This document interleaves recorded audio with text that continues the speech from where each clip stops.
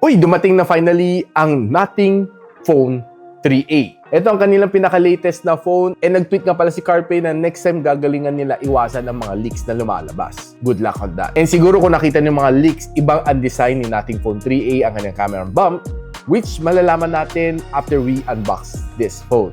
Stay with me.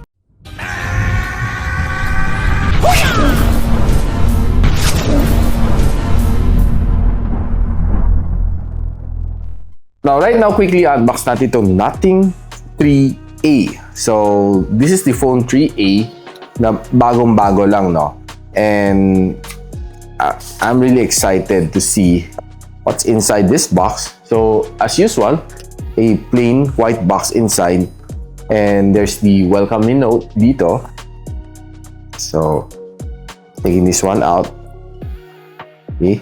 So, we have yung charging cable mo dito.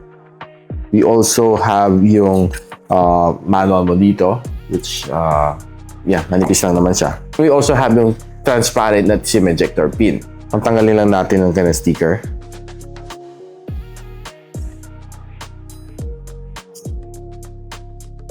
Okay, so this is how it looks like.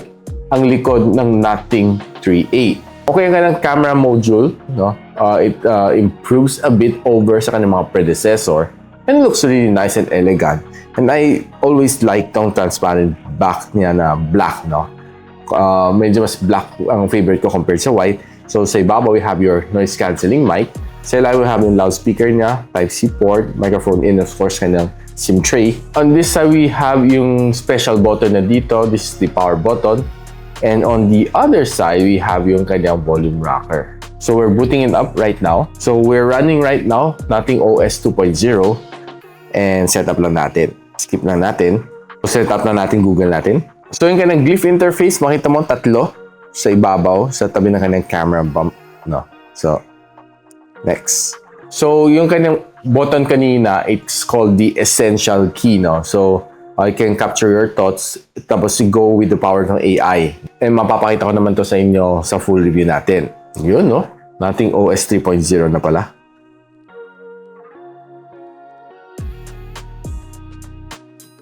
Yan. So, more AI enhancement na. So, ganito ang itsura niya. Nothing UI. Looks really nice. Very smooth, no? So, I like yung feel niya nito.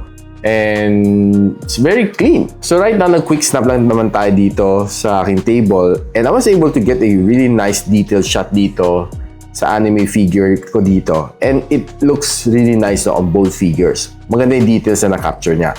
So, expecting this camera to perform really well on low light condition. And you'll see more of this sa aking full review. So, honestly, I really love yung kanyang interface. It's very clean. This one's currently running Nothing OS 3.1. And this one is being powered by the Qualcomm Snapdragon 7S Gen 3.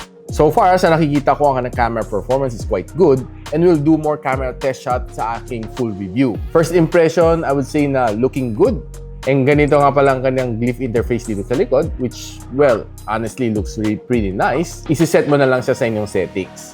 Now, syempre, ina-encourage ko kayo mag-subscribe sa aking channel and hit that notification bell para ma-notify kayo once na in-upload ko ang full review netong Nothing Phone 3A. So, if you want to know kung saan na pwede mabili ito, it's available sa Digital Walker nationwide, and I'll post the link on the description box below. So, if you like this video, don't forget to share it to your friends, and a quick sub sa aking channel is definitely.